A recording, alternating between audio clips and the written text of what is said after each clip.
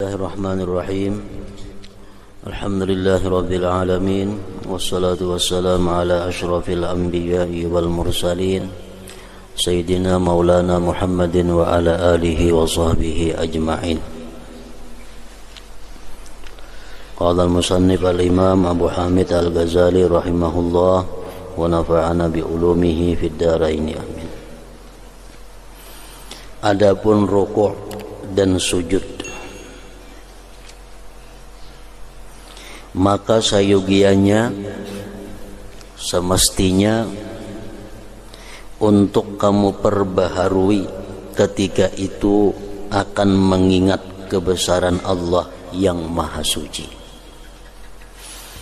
Di waktu kita hendak ruku' atau kita hendak sujud, di situ kita disuruh untuk memperbaharui mengingat kebesaran Allah Subhanahu wa ta'ala. Karena rukuk berbungkuk badan dan sujud itu adalah tanda daripada orang yang mengagungkan Allah Subhanahu wa ta'ala. Nah, jadi waktu kita hendak rukuk, kita mesti perbaharui ingat hati kita bahwa kita akan rukuk, kita akan bungkuk badan, kita akan menghormat kepada Allah yang maha besar, yang maha suci. Dan kamu angkat kedua tanganmu dengan mohon perlindungan, dengan ampunan Allah Azza wa Jal dari siksanya, dengan memperbaharui niat dan mengikuti sunnah Nabi Sallallahu Alaihi Wasallam. Jadi waktu hendak ruku', di situ kita disuruh mengangkat tangan sekaligus mengucap takbir Allahu Akbar. Gunanya di situ kita mengucap takbir Allahu Akbar supaya ruku' itu kita benar-benar merasakan kebesaran Allah. Jangan ada dalam hati kita sedikit pun sesuatu selain Allah di dalam ruku' dan sujud itu. Oleh karena itu kita disuruh Allahu Akbar, Allah maha besar. Ruku', nah, dalam ruku' kada ada ingatan lagi. Kenapa? Karena sudah meyakini bahwa yang maha besar itu adalah Allah Subhanahu wa ta'ala. Itu mestinya kelakuan ruku' orang yang sembahyang khusyuk tadi.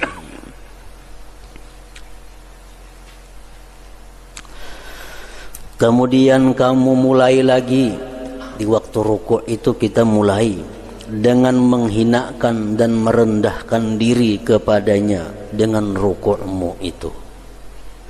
Bila kita ingat bahwa Allah yang maha besar, Allah yang maha suci, di situ kita ingat bahwa kita adalah maha hina dan maha rendah. Dan kamu bersungguh-sungguh dalam melunakkan hatimu dan memperbaharui khusyukmu, dan kamu rasakan hal itu akan kemuliaan Tuhanmu dan kesia-siaanmu serta ketinggian Tuhan.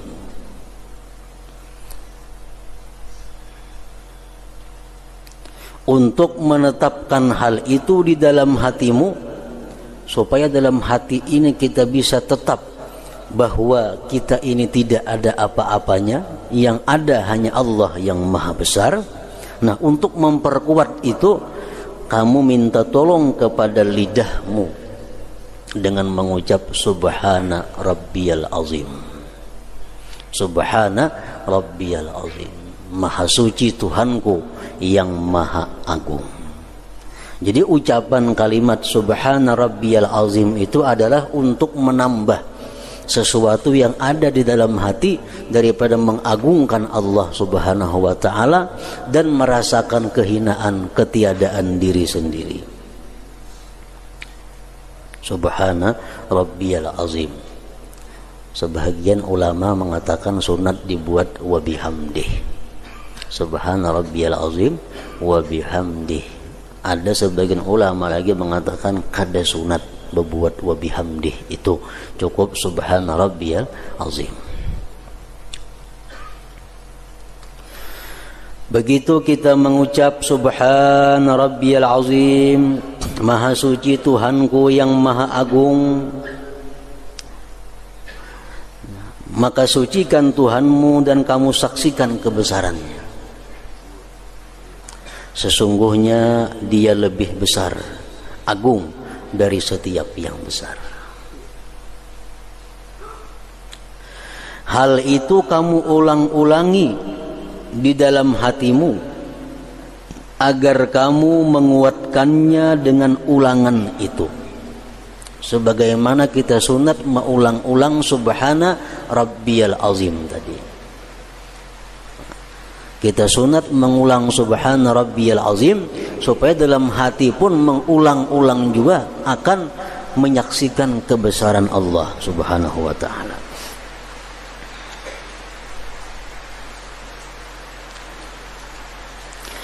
Kemudian kamu bangkit dari ruku'. Kemudian kamu bangkit dari ruku'mu dengan mengharap bahwa Dia itu sayang kepadamu, dan dengan menguatkan harapan itu di dalam dirimu dengan ucapanmu Sami'allahu liman hamidah.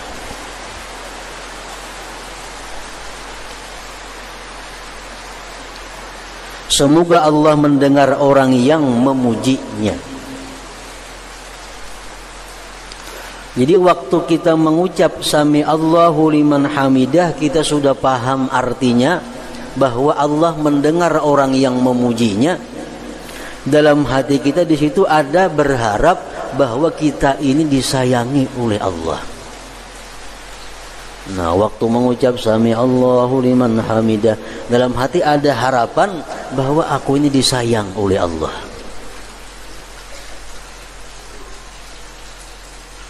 Kalau artinya semoga Allah mendengar orang yang memujinya, itu artinya.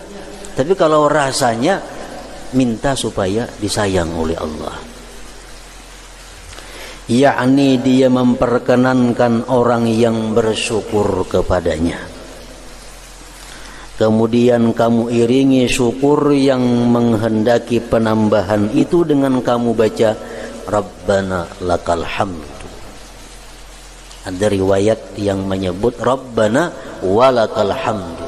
Boleh kedua-duanya, Rabbana atau Rabbana lakal hamdu, atau Rabbana walakal, berbuat waw, kada jadi masalah. Artinya, wahai Tuhan kami, bagimulah segala pujian, dan kamu perbanyak pujian itu dengan ucapanmu mil as-samawati wa mil al-ard, artinya sepenuh langit dan sepenuh bumi. Bagi Engkau, hai Tuhan kami, segala puji sepenuh langit dan sepenuh bumi. Kemudian kamu turun untuk sujud, dan itu adalah paling tinggi tingkat kehinaan. Sujud itu adalah paling tinggi tingkat kehinaan kita, di mana kamu tempatkan semulia-mulia anggota badanmu, yaitu muka, pada sehina-hina sesuatu, yaitu tanah. Dengan sujud kita kembali kepada asal muasal kita, yaitu tanah.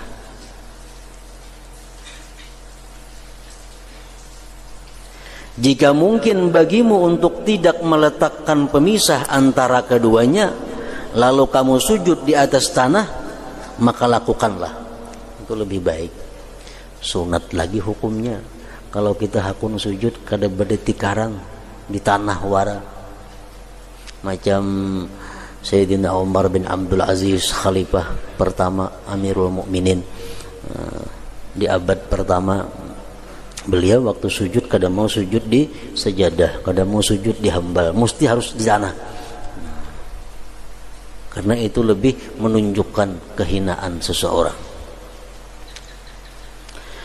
Sesungguhnya hal itu lebih menarik kepada kekhusyuan dan lebih menunjukkan kepada kehinaan.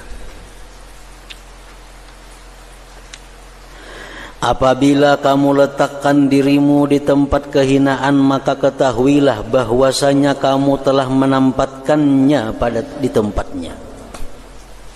Di waktu kita sujud, itulah tempat kita yang sebenarnya, itulah posisi kita yang sebenarnya.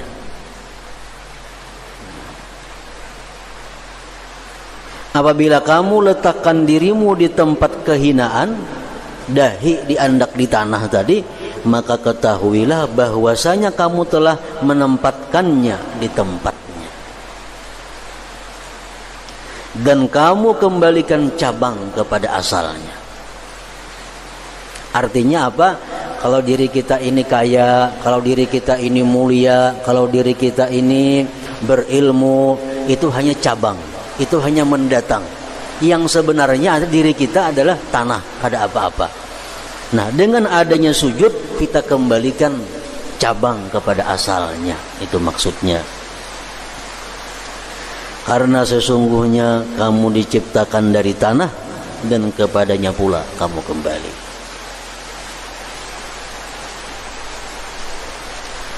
Ketika itu, ketika sujud, perbaharuilah di dalam hatimu akan kebesaran keagungan Allah.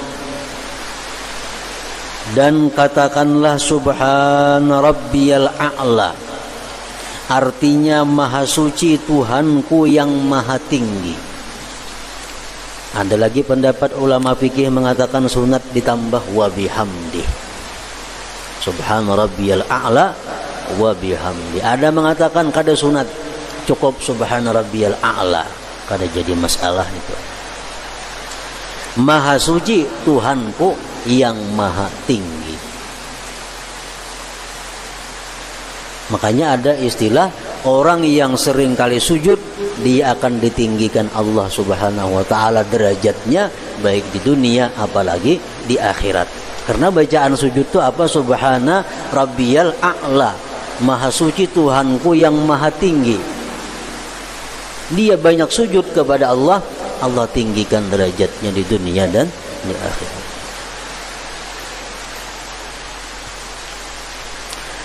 Dan kuatkanlah dengan diulang-ulangkan subhana rabbiyal a'la wa bihamdi subhana rabbiyal a'la.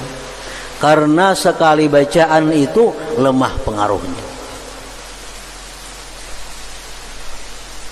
Sunat mengulang 3 kali.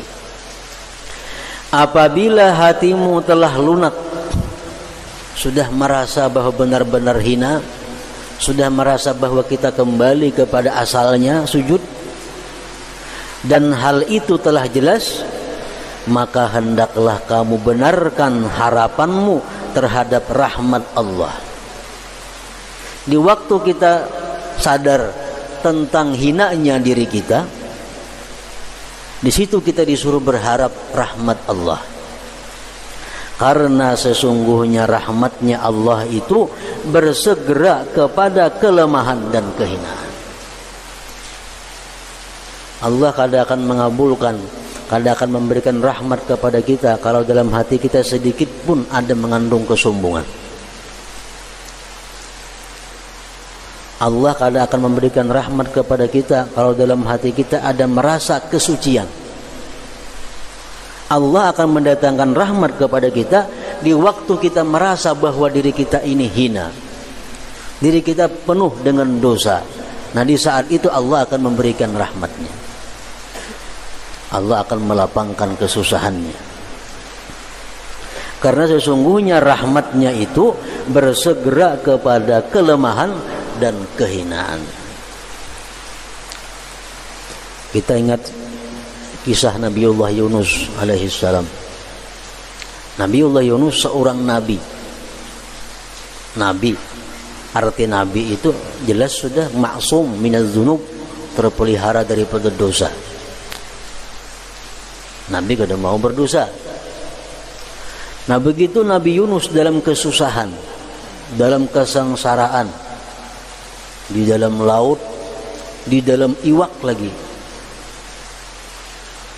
Allah menyuruh memberikan wahyu kepada Nabi Yunus untuk mengata satu kalimat yang menunjukkan kesucian Allah dan kehinaan diri.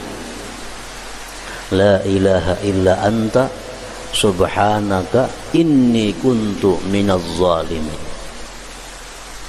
Itu kalimat wahyu dari Allah kepada Nabi Yunus untuk dibaca. La ilaha illa anta, tidak ada Tuhan selain engkau, subhanaka, maha suci engkau, inni kuntu minaz zalimin, sesungguhnya aku adalah tergolong orang-orang yang aniaya, orang-orang yang zalim. Di situ Nabi Yunus diperintahkan Allah untuk mengakui kehinaan diri. Orang zalim itu hina. Makanya kalau ada kita merasa diri kita ini zalim, baik itu. Kalau kita merasa diri kita ini wala itu ngarannya. Nah, merasa suci, ada mau. Allah menyuruh Nabi Yunus untuk merasakan bahwa diri Nabi Yunus itu zalim. La ilaha illa anta subhanaka inni kuntu minaz zalimin. Ini Nabi disuruh oleh Allah mengucap itu. Begitu Nabi Yunus mengucapkan kalimat itu dan beliau merasakan kesucian Allah, keagungan Allah, kehinaan diri, Allah selamatkan Nabi Yunus dari perut iwak itu, dikeluarkan, dibawa ke pesisir. Akhirnya Nabi Yunus selamat. Nah, jadi Nabi Yunus itu selamat bukan karena beliau merasa dirinya Nabi, bukan beliau merasa dirinya kekasih Allah, tapi beliau diselamatkan Allah sewaktu mengaku merasa bahwa orang yang zalim. Nah, jadi waktu kita sujud itu yang kita rasakan. Kita ini hina, kita ini orang yang zalim, kita ini orang yang aniaya. Allah yang maha suci, Allah yang maha agung, Allah yang maha tinggi. Itu rasa waktu sujud. Kalau bacaannya subhana rabbiyal a'la, kalau artinya maha suci Tuhanku yang maha tinggi. Tapi kalau rasanya, nah ya tadi, merasakan berlumurnya diri dengan segala dosa-dosa.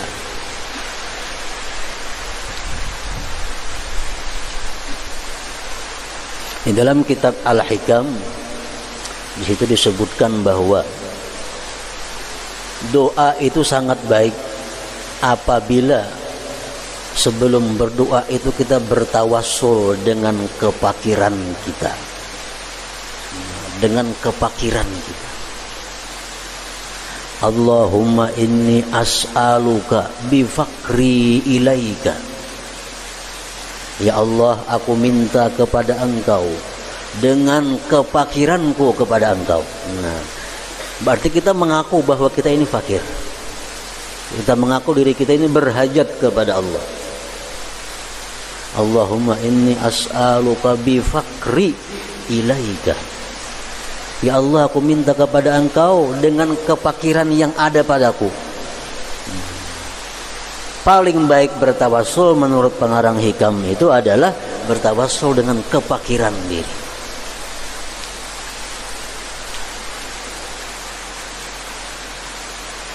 Tidak kepada kesombongan dan keangkuhan. Lalu ingatlah kepalamu, angkatlah kepalamu dengan membaca takbir Allahu Akbar, dan memohon hajatmu, dan sambil mengucapkan Rabbighfir warham wa tajawaz amma ta'lam. Artinya, wahai Tuhanku, ampunilah, sayangilah, dan maafkanlah. Jangan engkau tuntut dari sesuatu yang engkau ketahui atau doa yang kamu kehendaki. Ini doa dalam duduk antara dua sujud, macam-macam doanya. Salah satu doa itu adalah Rabbighfir warham wa tajawaz amma ta'lam. Itu doa duduk antara dua sujud. Kalau kada hendak itu nang kayak biasa kita, Allahumma ghfirli rabbighfirli warhamni warzuqni wajburni wahdini wa'afini wa'fu anni. Nah, jadi letaknya doa di situ, sesudah kita meninggikan Allah yang maha tinggi, sesudah kita merasakan kehinaan diri, kita bangkit lalu berdoa. Nah, di waktu itu doa sangat mungkin untuk cepat dikabulkan oleh Allah Subhanahu wa taala. Di mana sebelum berdoa kita sudah mengucapkan kalimat-kalimat mensucikan Allah. Sebelum berdoa kita sudah merasakan kehinaan dan kekotoran diri. Hanya kita berdoa, Rabbighfirli, ya Allah, ya Tuhan ampuni aku, warhamni, sayangi aku, warzuqni, berikan aku rezeki, wajburni, wahdini, wa'afini, wa'fu anni.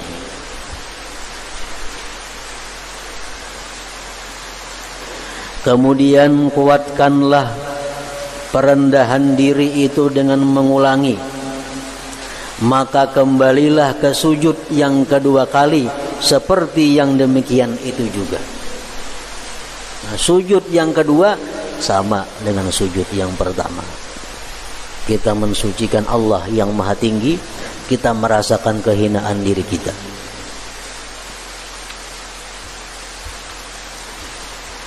Adapun tasyahud apabila kamu duduk untuknya, maka duduklah dengan beradab.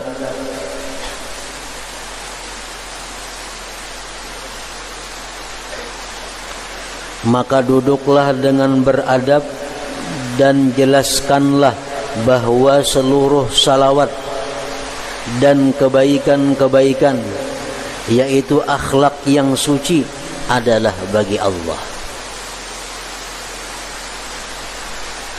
Demikian juga kerajaan itu bagi Allah. Itulah makna at-tahiyyat, penghormatan.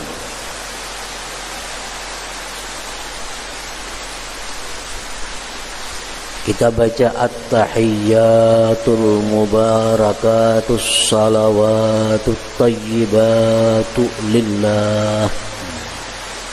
At-tahiyyatu, segala penghormatan, segala macam sifat-sifat kerajaan, lillah.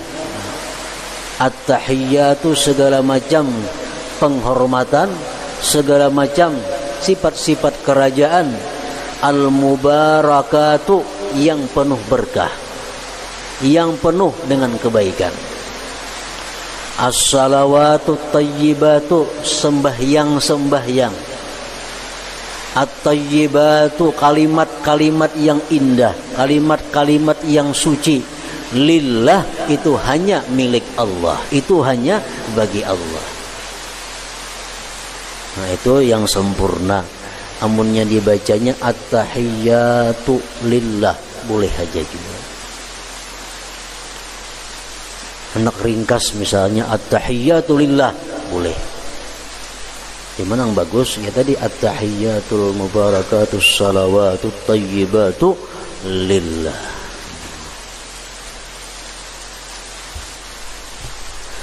Dan ucapkanlah salamun alaika ayyuhan nabiyyu wa rahmatullah wa barakatuh. Kalau kita sudah mahir membaca ba'alif lam, assalamu alaika ayyuhan nabiyyu wa rahmatullah wa barakatuh, boleh, dan lebih afdal memakai alif lam. Cuma ini sekurang-kurangnya salamun alaika ayyuhan nabiyyu wa rahmatullah wa barakatuh. Artinya semoga kesejahteraan, rahmat dan berkah Allah atasmu wahai Nabi.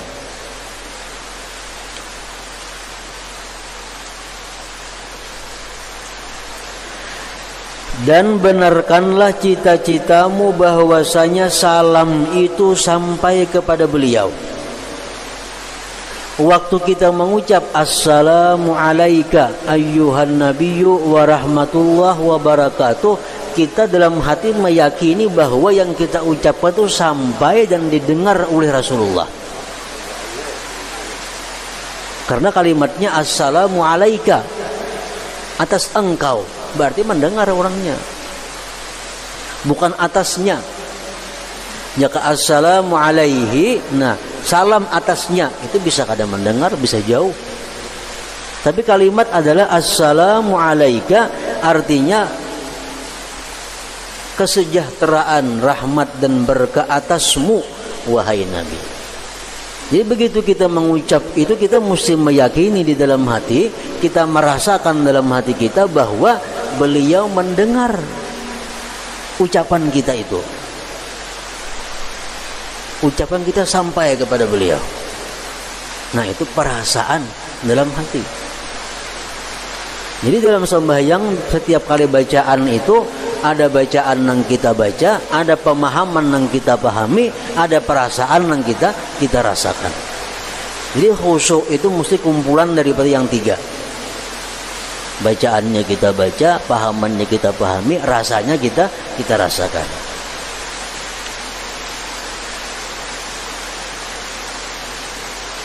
Dan benarkanlah cita-citamu bahwasanya salam itu sampai kepada beliau dan beliau membalas atasmu dengan sesuatu yang lebih sempurna daripadanya.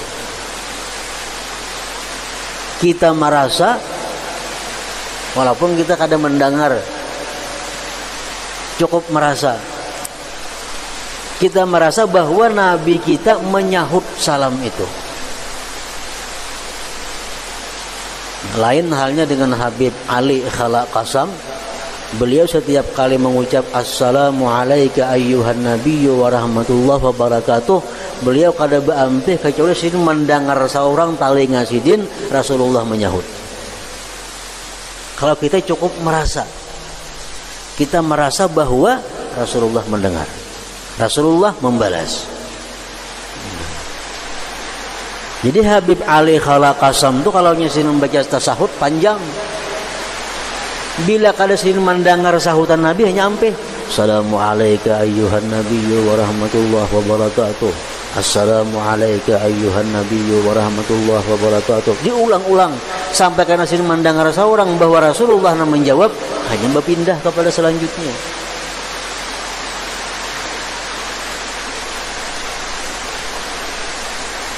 Dan benarkanlah cita-citamu bahwasanya salam itu sampai kepada beliau dan beliau membalas atasmu dengan sesuatu yang lebih sempurna daripadanya. Kemudian ucapkanlah salam atas dirimu dan seluruh hamba Allah yang saleh.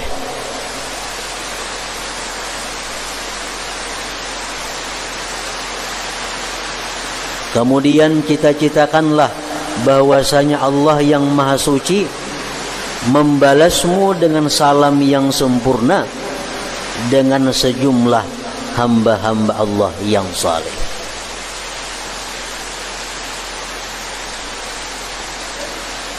Jadi orang-orang yang saleh itu pasti selamat, pasti sejahtera.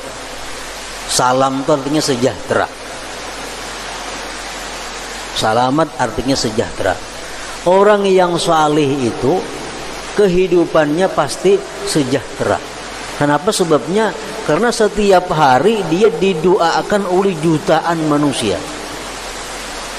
Assalamu alayna wa ala ibadillahis salihin. Berapa kali sehari kita membaca itu? Assalamu alayna wa ala ibadillahis salihin. Assalamu alayna wa ala ibadillah salihin.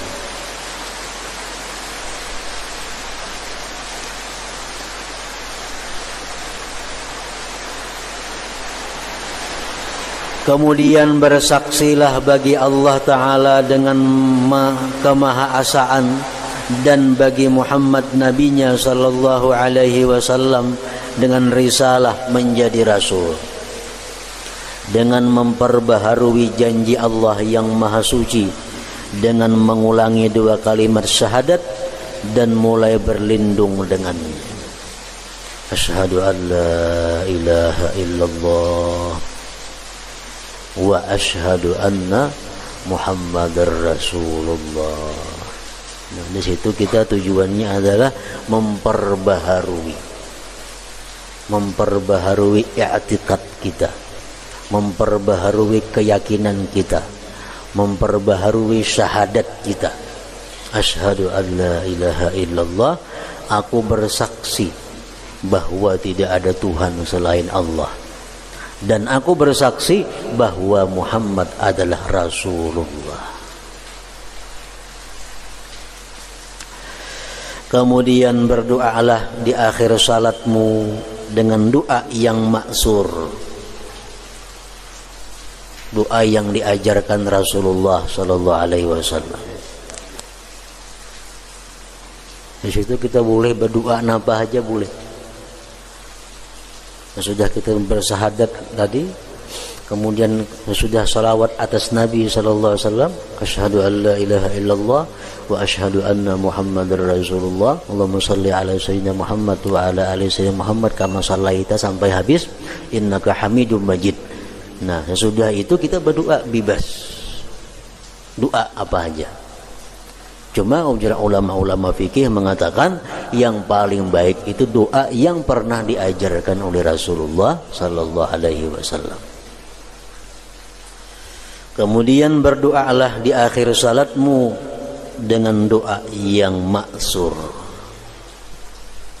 Allahumma ghfirli ma qaddamtu wa ma akhartu wa ma asrartu wa ma a'lantu wa ma asrabtu wa ma anta a'lamu bihi minni antal muqaddimu antal muakhiru la ilaha illa anta astaghfiruka wa atubu ilaik.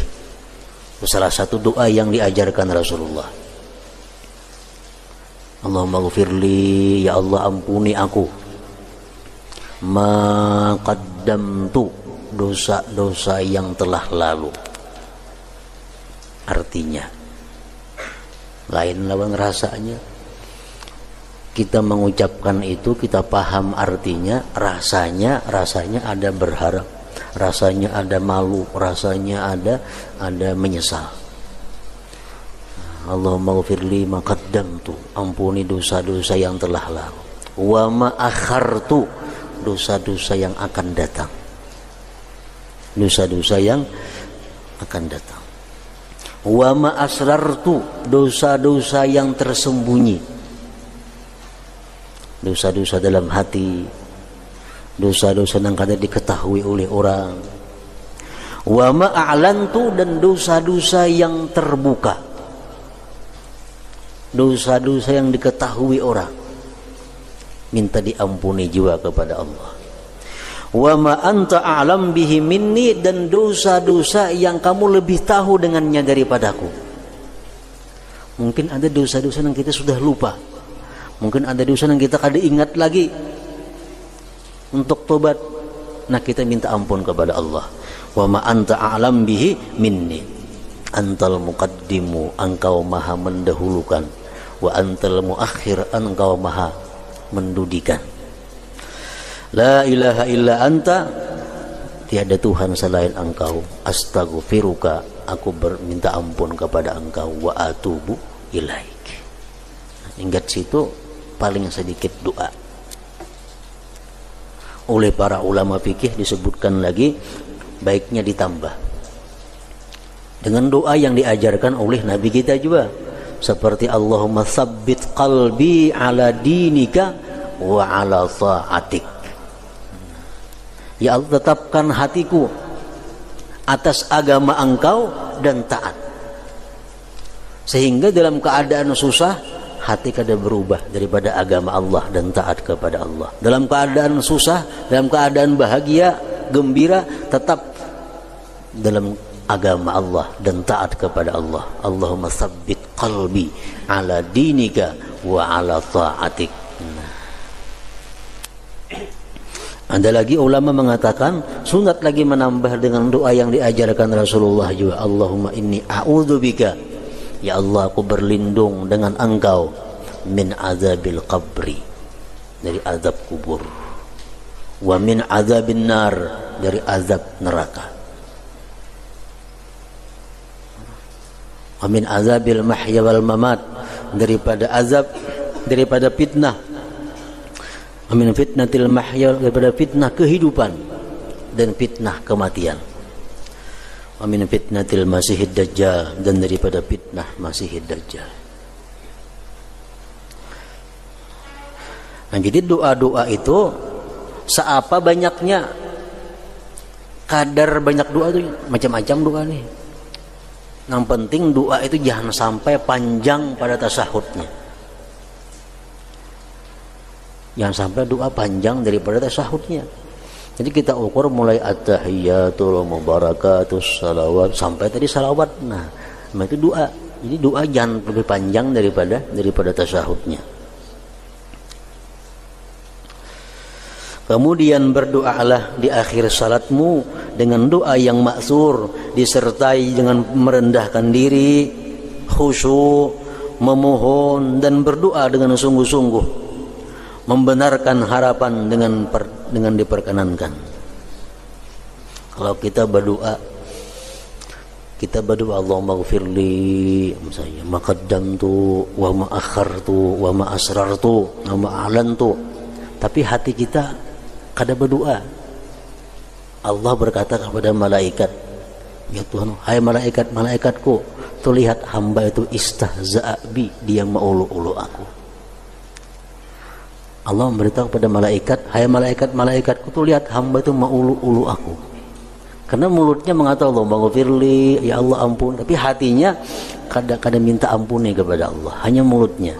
Nah, Allah anggap itu mengulu-ulu dengan Allah Subhanahu wa ta'ala.